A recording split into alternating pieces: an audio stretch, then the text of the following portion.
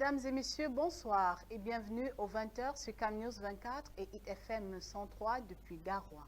59e édition de la fête de la jeunesse, l'Agdo a été marquée d'une empreinte de passion et d'esprit national réunissant des milliers de jeunes pour une célébration pleine d'émotions. Le 11 février a été ponctué par des spectacles artistiques et une parade festive. Grève à la SOSUCAM suite aux échauffourées du 4 février 2025 qui ont causé un mort et plusieurs blessés. Une concertation entre la direction générale et les employés grévistes a eu lieu afin de solutionner la crise. Voilà pour les titres. Mesdames et messieurs, une fois de plus, bonsoir. La 59e édition de la Fête de la jeunesse à l'Agdo a vibré au rythme de la ferveur et de l'unité nationale, rassemblant des milliers de jeunes autour d'une célébration riche en émotions. Sous l'égide de El Hadj Moussa, ce 11 février a été marqué par des performances artistiques et d'une parade festive rendant hommage à l'avenir promoteur de notre nation. Boubakari Adama depuis l'Agdo.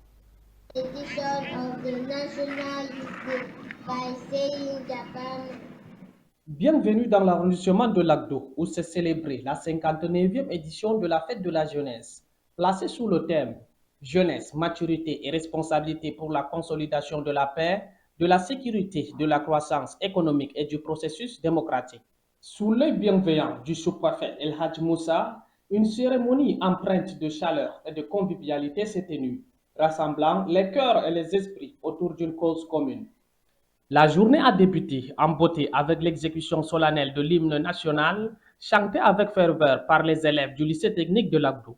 Un moment puissant qui a su capturer l'essence même de notre identité nationale.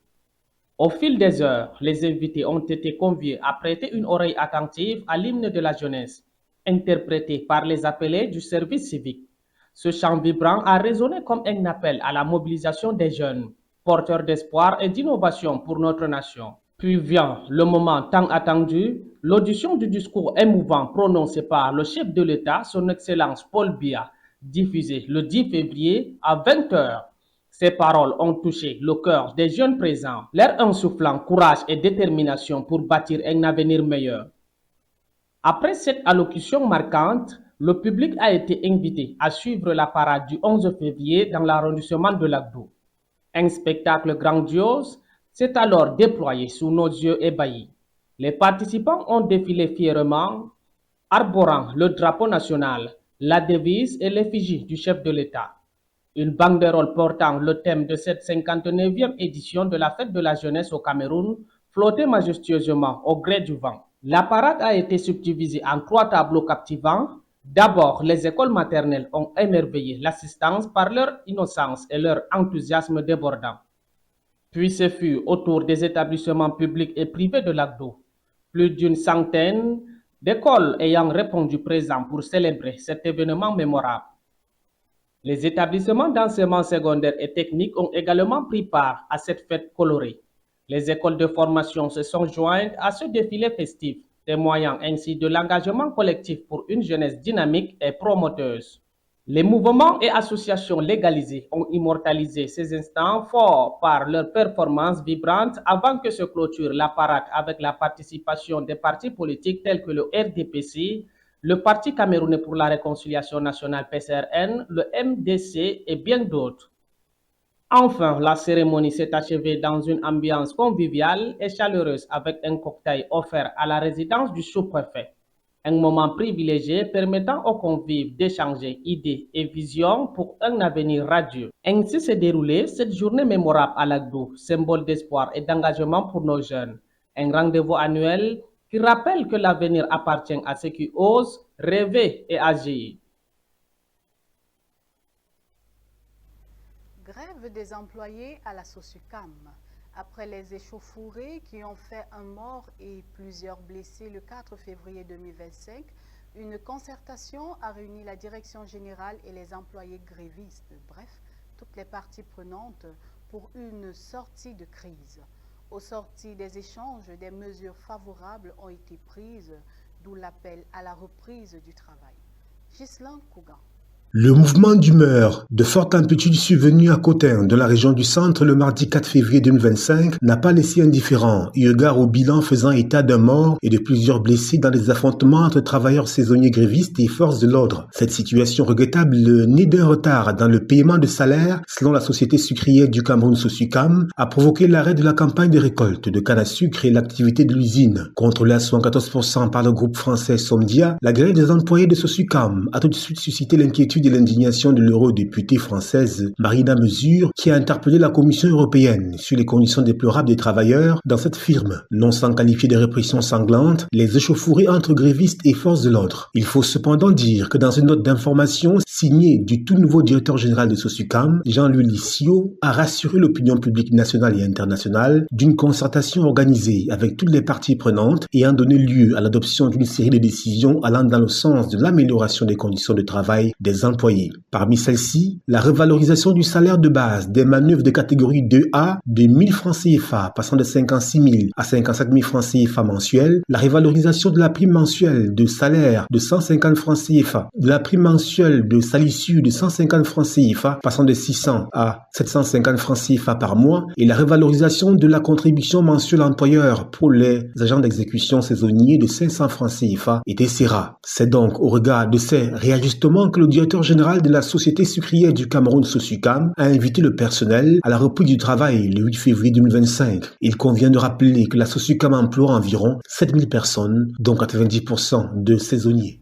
L'étau se resserre autour des travailleurs de nationalité étrangère au Cameroun avec les nouvelles dispositions de la loi de finances du 23 décembre 2024 relative au prélèvement des frais de visa apposés sur les contrats des travailleurs de nationalité étrangère. Le sujet est au centre d'un atelier de vulgarisation de 3 jours à Douala sous la présidence du ministre de l'Emploi et de la Formation professionnelle, Issa Tiroma Bakari. Zobel Apollinaire Mbong nous fait le point.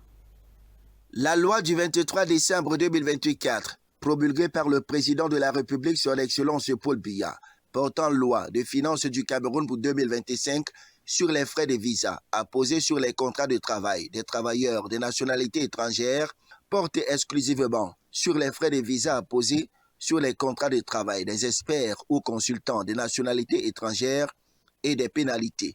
Des entreprises dont les étrangers étaient répertoriés dans nos fichiers comme des travailleurs jusqu'en 2022, qui sont devenus du coup des consultants individuels dans les mêmes entreprises à partir de 2023, grâce à des expéditions de greffe ou de registres de commerce obtenus auprès des services compétents de l'État, souvent en marge de la réglementation en vigueur.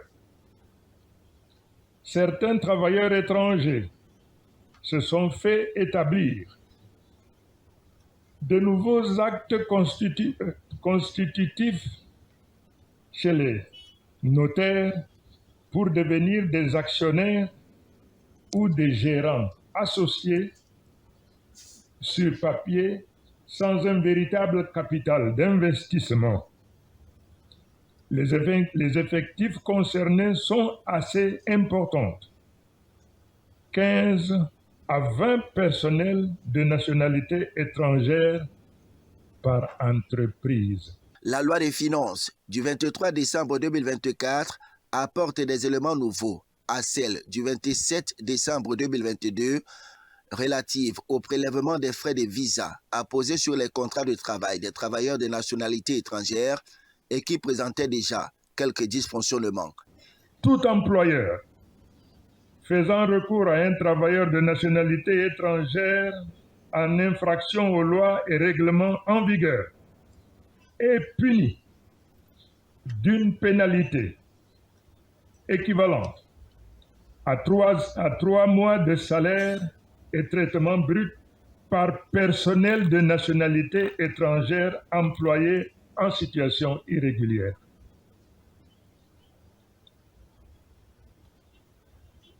En ce qui concerne les consultants ou experts de nationalité étrangère, le prélèvement subvisé est fixé à l'équivalent de 5% du montant des honoraires du consultant individuel ou de l'expert de nationalité étrangère, sans préjudice du rappel des frais de visa liquidés suivant les modalités prévues ci-dessous. Tout employeur faisant recours à un consultant ou expert de nationalité étrangère en infraction aux lois et règlements en vigueur est puni d'une pénalité équivalente au double du montant des honoraires perçus par le consultant ou l'expert. Il était donc important pour le ministre de l'Emploi et de la Formation professionnelle de venir à Douala, poumon économique du Cameroun, afin d'expliquer aux chefs d'entreprise des nouvelles dispositions en vigueur, d'où la tenue de cet atelier de vulgarisation. Simplement pour dire que la loi de 2022 a été, update, comme dirait en anglais, c'est-à-dire elle a été revue et adaptée aux difficultés auxquelles nous étions confrontés dans le cadre de la mise en œuvre de la loi.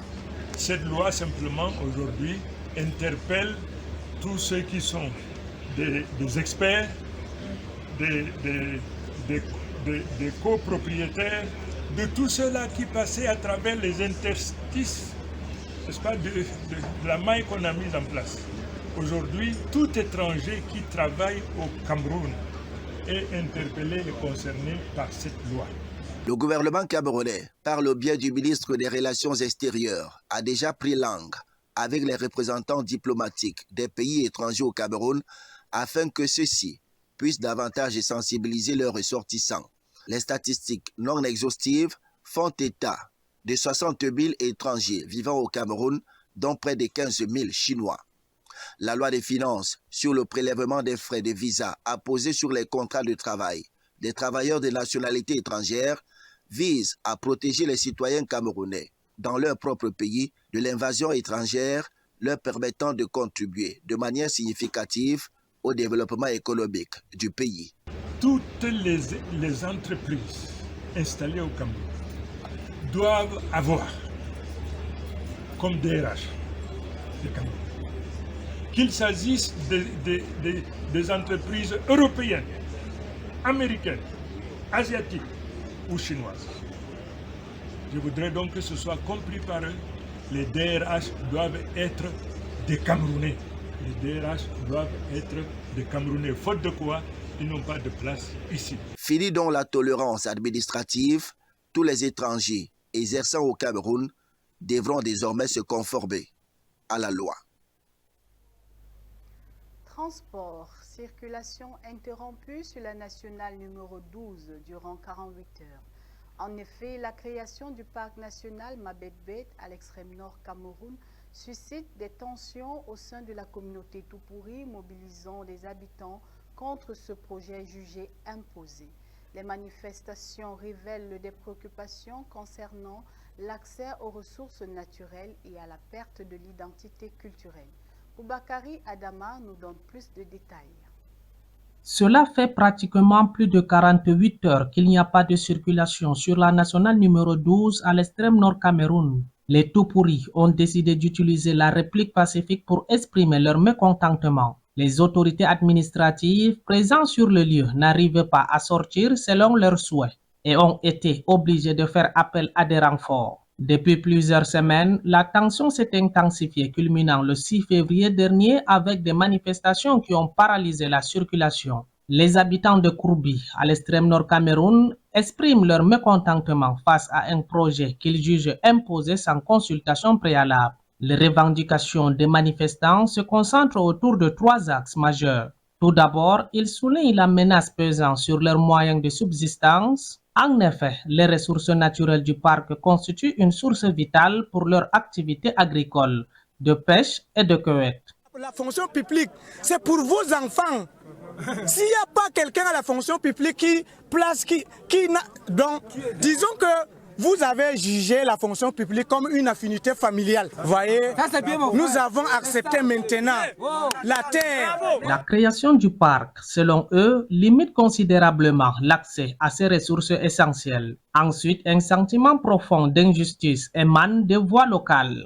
Les populations estiment n'avoir pas été associées aux décisions qui impactent directement leur quotidien. Ce manque de dialogue soulève des interrogations sur la légitimité d'un tel projet. Enfin, cette situation engendre une perte symbolique et réelle de terres ancestrales pour les communautés. Ainsi donc, la crise entourant le parc national de Mabébek, à l'extrême nord du Cameroun, met en lumière les défis complexes liés à la préservation de la biodiversité tout en prenant en compte les besoins vitaux des populations locales. Il devient impératif d'initier un dialogue constructif pour trouver une issue harmonieuse.